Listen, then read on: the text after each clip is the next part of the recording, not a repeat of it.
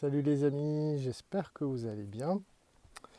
Donc la dernière vidéo, je vous proposais un exercice pas forcément facile de plonger dans vos souvenirs et d'essayer de vous souvenir de quels étaient les mots qu'on utilisait pour vous faire des reproches, pour vous taper dessus, pour vous invalider. Et voilà, j'imagine que pour certains d'entre vous c'est particulièrement pénible, mais j'espère que c'est constructif. Parce que ça permet là peut-être d'avoir maintenant un regard différent sur ce qui a été utilisé contre vous. Et donc j'aimerais vous proposer différentes techniques à essayer. Et alors ça se bouscule dans ma tête, j'en ai plein.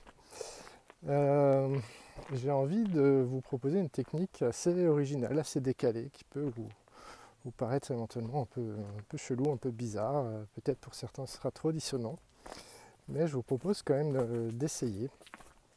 C'est l'idée de théâtraliser la critique qui vous est faite, de l'amplifier, mais de l'amplifier d'une manière un peu ridicule.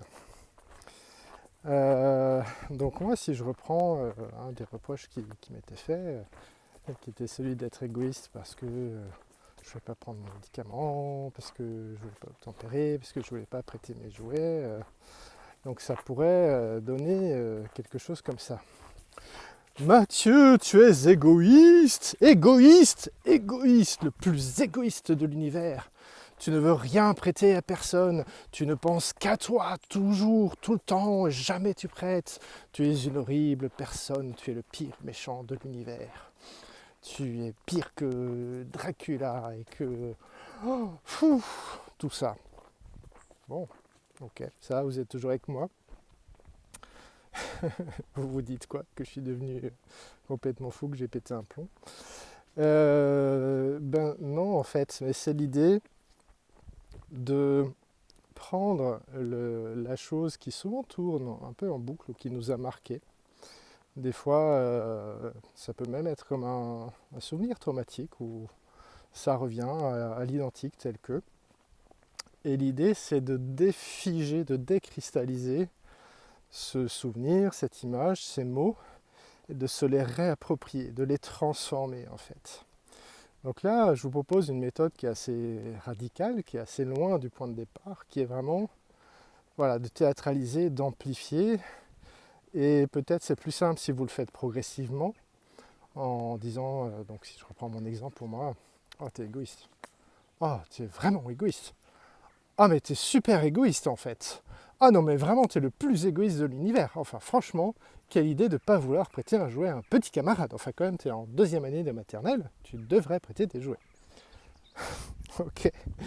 Et plus vous allez y mettre de votre cœur, d'emphase et de décalage, plus à un moment donné, vous allez trouver ça absurde en fait. Et effectivement, la plupart du temps, les reproches qu'on nous fait, ils se basent sur un élément peut-être factuel. Donc là, ouais, je ne voulais pas prêter mes jouets. Et alors? Et en fait, ce qu'on va vous dire va tellement vous imprégner qu'il y a un décalage en fait entre ce qui se passe et ce qu'on vous dit et la manière dont ça vous affecte. Donc là, l'idée, c'est de se réapproprier ça et de créer un autre contexte, une autre habitude, un autre réflexe, et de voir que finalement, ouais, il y a un côté ridicule dans les reproches qui nous sont faits par l'ampleur que ça peut prendre.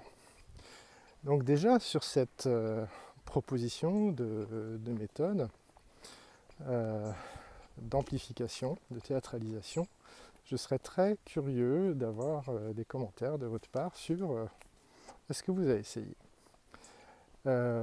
Est-ce que ça permet de prendre un peu de distance pour vous? Est-ce que ça permet éventuellement de rigoler d'une chose qui était jusque-là douloureuse? Ça va pas forcément marcher à tous les coups, mais je serais vraiment curieux d'essayer. Il n'y a pas grand-chose à perdre. Donc voilà, qu'est-ce que ça vous fait pour vous? Ça marche pas? Et j'ai encore plein d'autres choses à vous proposer. Mais commençons déjà par ça.